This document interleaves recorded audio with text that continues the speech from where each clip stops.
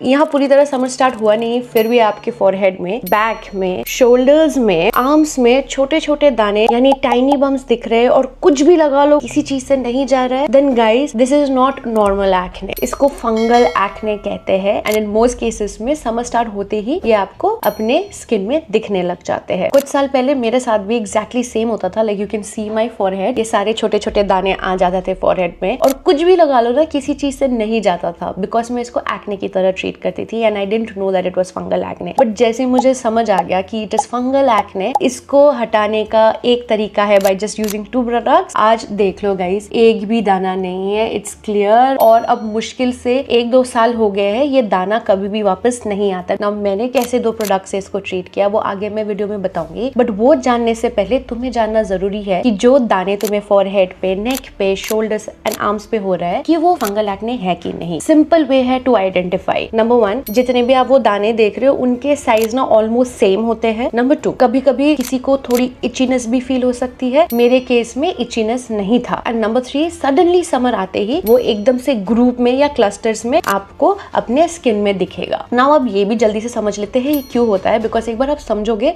तो it will be easier for you to treat it. Now summer में ना ये 3 चीजें होती है, एक तो heat, number 2 wet production and number 3 over oil production. And ये जब तीनों स्किन में मिल जाते हैं it creates a perfect environment for a fungus called Malassezia to grow. And जैसे ही ये फंगस स्किन पे ग्रो होने लग जाते हैं आपको ये छोटे छोटे दाने स्किन में दिखाई देते हैं। और इसी टाइम में आप ये भी नोटिस करोगे कि आपके स्कैल्प बहुत ज्यादा ग्रीसी हो रहा है और साथ साथ डैंड्रफ भी हो रहा है। इसका भी रीजन यही फंगस ग्रोथ मलासीजिया भी है एंड यही फंगस डैंड्रफ भी क्रिएट करते हैं एंड स्किन के छोटे छोटे दाने भी। इसीलिए इनको 1 या 2 प्रोडक्ट से फिक्स करना इट इज वेरी इजी। अब मैं फाइनली आपको बताती हूँ इसको आप कैसे फिक्स कर सकते हो एंड ओवरनाइट आपको रिजल्ट मिल सकता है। नाउ इसको ट्रीट करने के लिए आपको 2 फार्मेसी के प्रोडक्ट चाहिए। Number 1 ketoconazole shampoo and number 2 salicylic acid gel. Let's first talk about ketoconazole shampoo. Ketoconazole shampoo में कीटोकोनाजोल बोल के एक इंग्रेडिएंट होता है जो बेसिकली एंड टिपिकली बनाया ही गया है फंगस को मारने के लिए। So it is an anti fungal ingredient actually. तो जैसे आप उसको यूज करोगे as a shampoo on your scalp use करोगे then definitely you will see your dandruff and oily scalp reducing. And साथ साथ जो वो फंगस है ना वो एक्चुअल में फंगस सर से भी फैलता है, आपके स्कैल्प से फैलता है, जिसकी वजह से आपको फोरहेड में दिखते हैं, बैक ऑफ द नेक दिखते हैं, बिकॉज वो सर से ही वो फंगस की ग्रोथ होती है, बिकॉज वो फैलता है। तो ऑफकोर्स शैम्पू वीक में एक बार यूज करोगे then definitely you will see reduction in your fungal acne. Number 2, अगर फंगल एक्ने बहुत ज्यादा हो रहा है and only shampooing your scalp is not working, you can take a very less amount, उसको डाइल्यूट करके आप एज अ फेस वॉश, जहां पे आपको फंगल एक्ने दिख रहे हैं ना, जैसे फोरहेड पे आपको दिख रहा है, सो ऐसा फेस वॉश आप डाइल्यूट करके उसको सर पे लगा सकते हो। मैंने स्पेसिफिकली अपने फोरहेड पे लगाया था। नाउ रिमेंबर मेरी स्कैल्प ग्रीसी नहीं थी तो मैंने एज अ शैम्पू उसको यूज नहीं किया, I used it as a face wash. अगर बॉडी पे लगा रहे हो देन वीक में 2 से 3 बार इट्स इनफ बाय डाइल्यूटिंग। हाँ, डायरेक्टली इसको मत लगाना because it can irritate your skin. Dilute कैसे करोगे, आप अपने मग पे थोड़ा सा शैम्पू लेके थोड़ा सा पानी लेके उसको डाइल्यूट कर सकते हो। वही चीज आप अपने concern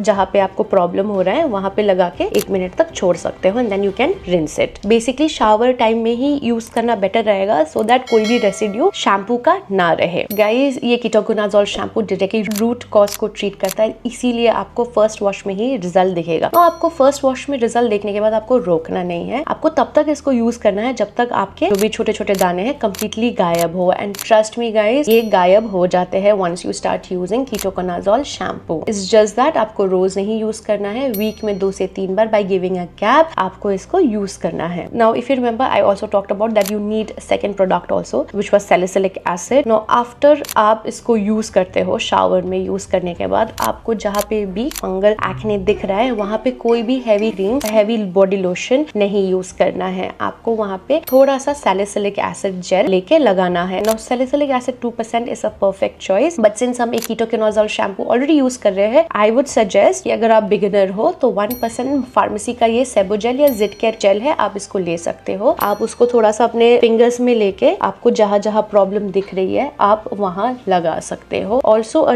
tip I would like to say, try करना हो सके तो सैलिसिलिक एसिड स्किन में स्पेशली फोरहेड में दिन में मत लगाना, आप इसको रात को वॉश करके इसमें आप लगा सकते हो। बट बॉडी पार्ट्स क्योंकि हमारी कवर्ड रहती है व्हेन वी गो आउट, आप अपने बॉडी पार्ट्स में लगा के अच्छा सा कॉटन का शर्ट लगा सकते सकते हो। Now you also have to remember कि आपको स्वेट एक्यूमुलेट होने नहीं देना है उस जगह पे, बिकॉज जैसे स्वेट एक्यूमुलेट होगा तो कोई भी प्रोडक्ट आप लगाओगे it will not work the way it should work. Of course it will show result because ketoconazole it is an anti fungal shampoo, but yes जहां आपको लगता है कि स्वेट एक्यूमुलेट हो रहा है then of course you need to take shower and keep the area specially जो affect हुआ है ये फंगस से, उसको स्वेट फ्री रखना है आपको। नाउ शैम्पू लगाने के बाद जब आप salicylic acid on the affected area लगाते हो, डायरेक्टली सैलिसिलिक एसिड आपके ऑयल प्रोडक्शन को कम करेगा, जिससे ऑफ कोर्स आपको फ्यूचर फंगल एक्ने नहीं होगी या छोटे छोटे दाने नहीं होंगे। नंबर 2, ये पोर्स को भी क्लीन करेगा अंदर तक जाके, मतलब अगर आपको ये टाइनी बम्स हो रहे हैं salicylic acid has the ability to go inside and get rid of them. And number 3, future जो दाने होने वाले हैं जो अचानक से आपको दिन में उठ के दिखते हैं वो नहीं होगा। नो, अगर सैलिसिलिक एसिड अलग से या अकेले यूज करोगे this is not going to help, you need to pair it with this ketoconazole shampoo followed by application of salicylic acid gel. Body की अगर हम बात करें, बॉडी में आपको कोई